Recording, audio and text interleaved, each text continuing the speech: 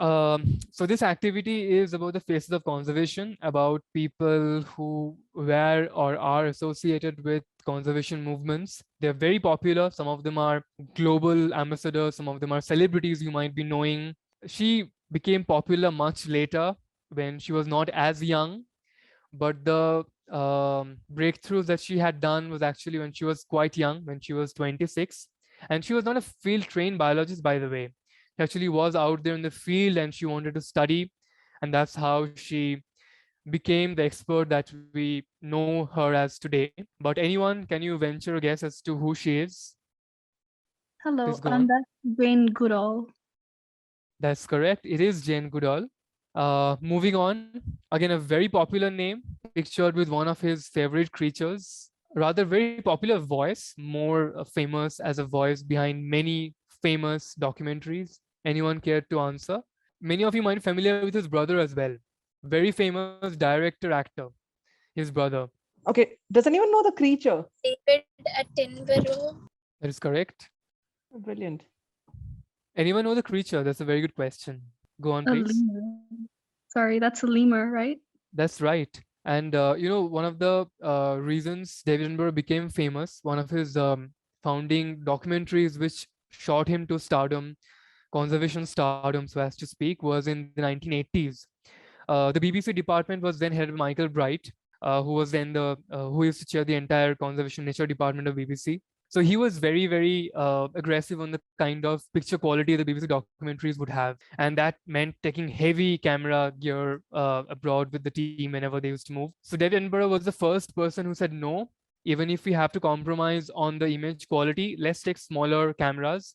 Let's shoot handhold if that is the case, but let's film creatures which we have never done before. Then the team went to Madagascar, then they shot lemurs, and since then lemurs have become a fixed point, and I mean a definite, not to be missed itinerary in all David Attenborough shows. Question specifically for people from the western part of India. Again, stellar documentary. Many of you might not have seen it, but you could not have missed the uproar it created when it came out. First of all, can anyone identify the creature which has been pictured here? Is it whale? Yeah, it looks like a whale. Yeah, and it's a whale shark. It's the largest fish that there is. It feeds on plankton, very feeding habits, much like a whale. The west coast of the country, starting from Gujarat to Maharashtra, the entire fishing belt is that, as you know, I mean, you must be knowing that coastal reefs, coastal areas, coral reefs, they're amazingly biodiverse. They contain more wildlife than are found in tropical forests or rainforests. They are that diverse. The amount of biodiversity there is staggering. You might have heard that as a staple line in most nature documentaries, but it's true. So when these boats they go out to fish, and they would drag in their nets, the fishing practices would often not account for these large, very peaceful creatures called whale sharks, which are again apex predators in the system. If they don't function, then the phytoplankton population would increase drastically, leading to algal blooms, leading to decrease. This will change even the pH of those communities. That can have far-flung effects such as that. We'll not go into the details of that, but these are really gentle giants which frequent the waters of India. And this was one documentary shot by Mike Pandey called "Shows of Silence," which actually highlighted the killing which was in effect, where whale sharks were caught as part of unintended catch, a bycatch, the term is known as. So, for example, they want to catch pomfret, but they have placed their nets. The trawlers are going into zones which are regions where whale sharks populate. So these end up as bycatch, which is not even consumed by the masses. They are thrown away. So this was done. So incidentally, Mike Pandey actually faced a lot of problem. While shooting this, he had threats from the mafia. He was asked to shut down production. He received no support whatsoever, but then eventually it was completed. And it's still one of the primary documentaries, one of the pioneer documentaries in the field of conservation in India. We showed that how much photojournalism can do in the space of conservation. And as part of this, whale shark was added in the Indian Wildlife Act as a protected species. alongside such creatures as the tiger and elephant. We have covered this person in the slides, one of the slides before. She is very famous. I mean, you have all read about her. You might not have read her writings, which are a tad old. Very, very good writings, though. If you come across her books, do read them. But again, a pioneer conservationist created with one of the leading discoveries, which changed the entire conservation landscape. And she's a global figure. Anyone know? And you can tell that, right? Because it's been mentioned. Her book, this book, the book that has been mentioned, Silent Spring, actually shot her to stardom, and you can tell that the forward is by Al Gore. So anyone, can you tell who she is? Rachel Carson. That is correct. And the most important thing that she is famous for. So she was the one who actually pointed out that using DDTs as pesticides was leading to very harmful effects on the environment. That eventually led to DDT being banned as a pesticide in the US. The ban is now implemented in India, not followed, but will come to the gaps between legislation and execution much later on in the presentation. This one is a bit difficult, but for fans of conservation, this should not be. Two stellar figures here. If you'll eventually become interested in conservation, etc., you're familiar with both of them, especially the gentleman who is very old and sitting to the right in this photo. So anyone, would you know any of the two gentlemen here? So the person to the right who is holding the trophy is Dr. K. Ullas Karant, and he's famous because he founded the Center for Wildlife Studies in India, CWS. His daughter is becoming more famous nowadays. She's chairing the society.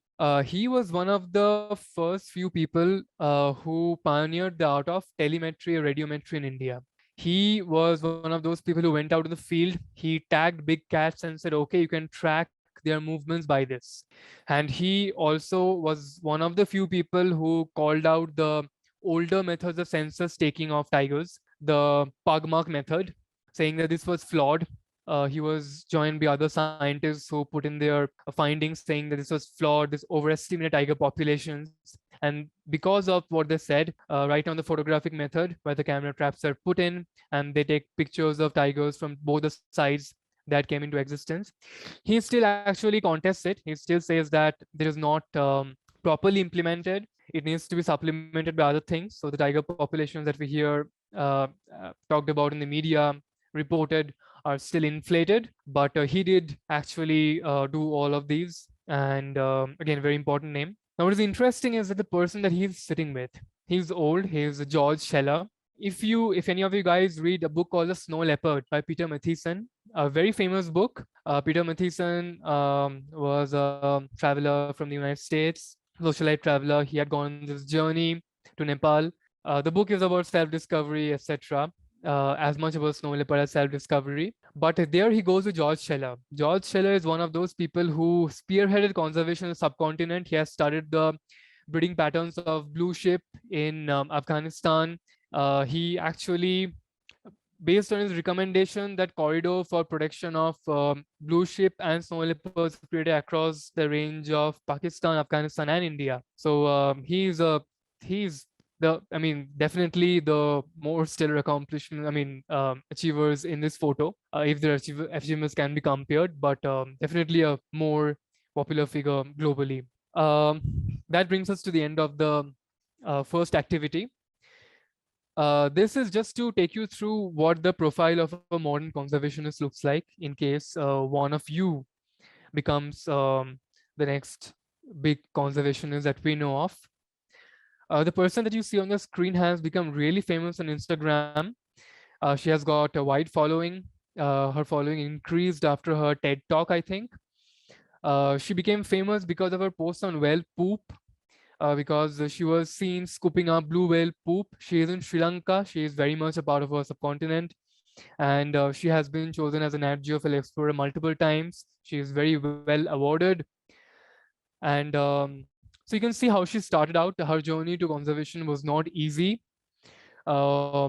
She was actually, she spent a lot of time in understanding it. And let's face it, the research institutes or the higher education institutes in India and in fact in South Asia are not quite tuned to the needs of conservation studies. So she had to go take a PhD in UK But eventually, the kind of effort that she's leading now towards conservation of global marine species off the coast of subcontinent in the Indian Ocean is amazing.